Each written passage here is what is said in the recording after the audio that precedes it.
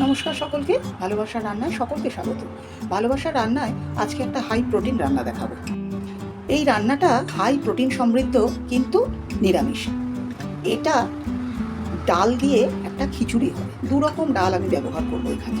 তোমরা সবাই এতদিনে জেনে গেছো আমি ছোট ছোট ছেলে মেয়েদের জন্য যাতে খুব তাড়াতাড়ি এবং ভরপেট খাবার হয়ে যায় বা পুরনো দিনের রান্না যেগুলো সহজে তৈরি করা যায় সেগুলো আমি দেখাতে বেশি পছন্দ করি, কারণ পরবর্তী জেনারেশনকে এগুলো জানিয়ে যাওয়ার জন্য।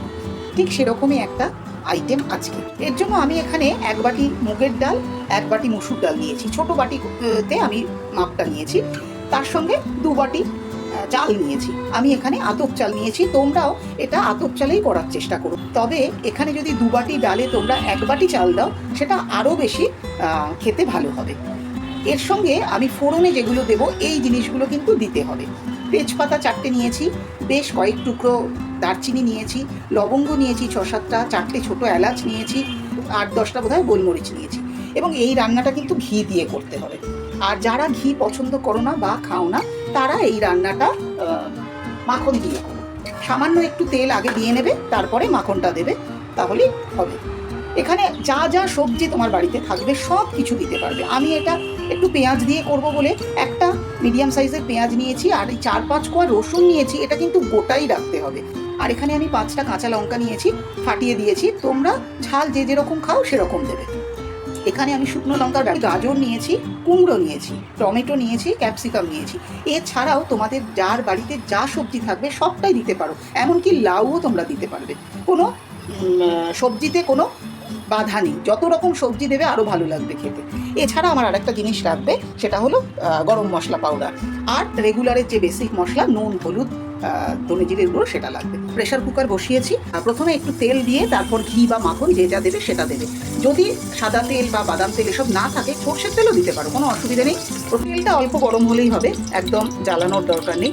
এখানে আমি এই 1 চামচ ঘি দিয়ে দিলাম। এই ঘিটা গলতে দেওয়ার দরকার নেই। আমি এই গরম মশলা যে গোটা গরম মশলা সেগুলো দিয়ে দিলাম। গ্যাসের আঁচটা একদম সিম থাকবে। গরম মশলাগুলো একটু নাড়াচাড়া করে নিয়ে এর মধ্যে এই যে 4-5 কোয়া রসুন রেখেছি এটা দেবো। এটা কিন্তু গোটাই দিতে হবে এবং আগেই দিতে হবে। দেখো এই মশলাগুলো হালকা ভাজা হয়েছে, একটু একটু আওয়াজ হচ্ছে। এই অবস্থাতে আমি এখানে ছোটো চামচের 1 চামচ মৌরি দেবো, আর সেই ছোটো চামচেরই 1 চামচ জিরে দেবো। এইগুলো এই সিম অবস্থায় কিন্তু ভাজা হবে। পেঁয়াজটা দিয়ে দেবো। একটা পেঁয়াজ আমি রেখেছিলাম কুচিয়ে। তবে এখানে বলে রাখা ভালো যে এটা কিন্তু পেঁয়াজ রসুন ছাড়াও নিশ্চিন্তে করা যাবে। পেঁয়াজটা সামান্য একটু ভাজা হচ্ছে। এবার আমি এখানে এই সব সবজিগুলো দিয়ে দেবো, সবগুলোই দিয়ে দেবো। এই ঘিয়ের সঙ্গে বা এই মশলাগুলোর সঙ্গে সব সবজিগুলোকে মিশিয়ে নিয়েছি, শুধু মিশিয়ে নিলেই হবে। এবার এর মধ্যে আমি এই আদা, আমি 1 ইঞ্চি আদা, তোমাদের বলা হয়নি, 1 ইঞ্চি আদা গ্রেট করে রেখেছি। তোমরা যদি গ্রেট না করো জুলিয়ান করে কেটেও দিয়ে দিতে পারো। এই 1 ইঞ্চি আদা আর 5টা কাঁচা লঙ্কা যারা সেটা দিয়ে দিলাম। এবার এই অবস্থায় একটু নাড়িয়ে চাড়িয়ে নেব, আর এখানে আমি তেজপাতাগুলোও দিয়ে দেবো। আমি এই চামচের 1 চামচ দিলাম। তবে এই খিচুড়িটা কিন্তু খুব বেশি নুনটা ভালো লাগবে না, তাই নুনটা একটু কম দেবে। এরপরে 2 চামচের 1 চামচ হলুদের গুঁড়ো দিয়ে দিলাম। ধনে জিরের যে গুঁড়ো আমি করে রাখি এইটা 1 চামচ, আরও 1 চামচ দেবো কারণ অনেকটা পরিমাণ। এই 2 চামচ দিলাম ধনে জিরের গুঁড়ো। ভালো করে মিলিয়ে মিশিয়ে নিয়েছি। এবার এই ডাল আর চালটা এর মধ্যে দিয়ে দেবো। ডাল সব দিয়ে দিয়েছি। এবার খুব ভালো করে মিশিয়ে নেবো এগুলো। চাল ডাল ভালো করে মিশিয়ে দিয়েছি সবজির সঙ্গে। এবার এটাকে গ্যাসের আঁচটা আমি মিডিয়াম করে দিয়েছি। এবার এর মধ্যে জল দিয়ে দেবো। একটু নাড়াচাড়া করে নিয়ে এর মধ্যে জল দিয়ে দেবে। তবে জলটা অবশ্যই কিন্তু আগে থেকে গরম করে রাখা জল দেবে। জল দেওয়ার পরে আমাদের নুন মিষ্টিটা দেখে নিতে হবে। আমি এখানে যেহেতু মিষ্টি আগে দিইনি তাই এবার আমি মিষ্টিটা দেবো। এই যে ছোটো চামচটায় দিই এটার 2 চামচ দেবো। 1 চামচ গরম মশলা পাউডার দেবো। একটাই হুইসেল দেবো, তবে কিন্তু এটা মাঝারি আঁচে হুইসেলটা দিতে হবে। একটা হুইসেল দেবো, দিয়ে এটা বন্ধ করে রেখে দেবো। এটার প্রেশারটা বেরিয়ে যাওয়ার পরেই খুলবো। হুইসেল দিয়ে বন্ধ করে রেখেছিলাম, প্রেশারটা এতক্ষণে বেরিয়ে গেছে আশা করা যায়। এইবার খুলে তোমাদের দেখাচ্ছি। এই দেখো এখানে যা দেখছি সব জলটা ঠিক ঠিক টেনে গেছে। এই যে এখানে যদি কেউ এরকম খাও তো এরকম খাবে, আমি আর সামান্য একটু পাতলা করবো। এটা টেস্ট করে খিচুড়িটা টেস্ট করে দেখলাম খুব সামান্য একটু নুন লাগবে আর একটু মিষ্টি লাগবে, মিষ্টিটা কম হয়েছে। তোমাদের প্রথমেই বলেছিলাম এই খিচুড়িটা একটু মিষ্টি মিষ্টি হয়।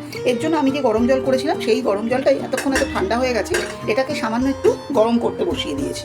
গরম জলের মধ্যে আমি এই 1 চামচ চিনি, এই যে এইটুকু নুন দিলাম। নুন চিনিটা একদম গলে গেছে, গ্যাস কিন্তু বন্ধ, দেখতে পাচ্ছ। আমার আর গ্যাস জ্বালাতে হবে না। এর ওপরেই আমি এই খিচুড়িটা বসিয়ে এর মধ্যে আমি আস্তে আস্তে এই জলটা চারিদিক দিয়ে দেবো। এবার আমি এটা মিশিয়ে নেব। জলটা মিশিয়ে নিয়েছি, আমি খুব বেশি পাতলা করব না, তাই এতটুকু জল দিয়েছি। তোমরা যদি আরও পাতলা খেতে চাও আরও বেশি জল দেবে। আর একটা কথা আগেও বলেছি, এখানে দু বাটি ডাল দিয়েছি। এখানে যদি তোমরা 1 বাটি চাল দাও, চালের পরিমাণটা কম দিলে কিন্তু আরও ভালো হবে খেতে। এখানে আমি আবার 1/2 চামচ গরম মশলা দেব, এই 1/2 চামচ ঘি। আর এর সঙ্গে আরেকটা জিনিস এটা কিন্তু দিতে হবে, এটা হলো লেবু কিছুটা আমি 1/2 চামচ লেবুর রস দেবো। এবার এটাকেও বাড়িয়ে কমিয়ে নিতে পারো তাদের টেস্ট অনুযায়ী। এবার এটাকে খুব ভালো করে মিশিয়ে আমি পরিবেশন করতে পারবো। 2-5 মিনিট রেখে দিলেই হবে, তারপরেই পরিবেশন করতে পারবো। আমি এটা পরিবেশন করেছি আলু ভাজা, একটু শসা, আর আমারই চ্যানেলে দেখানো আছে তেল ছাড়া আমড়ার মিষ্টি আচার, সেটা দিয়ে।